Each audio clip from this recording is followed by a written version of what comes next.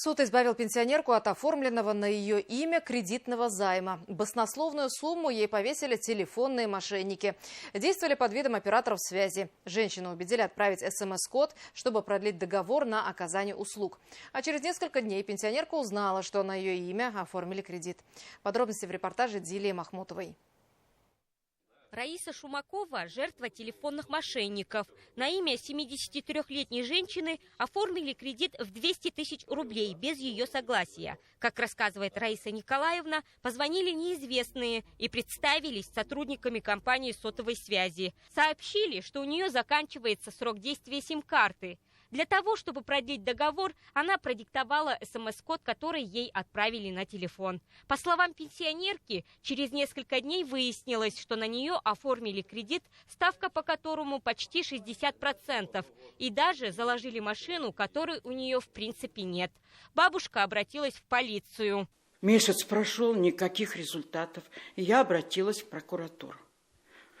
Обратилась, там тоже сразу приняли заявление. Я так спокойно, что мне могут помочь. Вот так. Время идет, и мне Москва стала угрожать. Звонят и говорят, вы должны уже не 200 тысяч, а 237 тысяч. А позавчера мне звонят и говорят, вы должны уже 250 тысяч. В прокуратуре установили, что при оформлении договора использовали аналог ручной подписи. Подали иск в суд с требованием признать кредитный займ недействительным. Но даже после этого пенсионерку терроризировали звонками с требованием внести очередной платеж. В сегодняшнем судебном заседании Советский районный суд наши требования в полном объеме удовлетворил, признал их обоснованными, в связи с чем права бабушки восстановлены. Никому она ничего не должна. Будем ждать вступления в законную силу и держать на контроле эту ситуацию. Суд признал, что банк заключил договор в одностороннем порядке без согласия клиентки. Теперь финансовая организация после вступления решения в законную силу обязана аннулировать кредитный займ. Будет дана оценка деятельности банка, а также работе микрофинансовой организации. Телефонные аферисты без устали изобретают новые схемы обмана, предпочитают действовать онлайн. Большинство мошеннических сценариев строится на эмоциях жертвы. Их подкрепляют скоростью, не давая человеку времени на размышление. Ежедневно в полицию республики поступает до нескольких десятков сообщений о совершенных мошенничествах.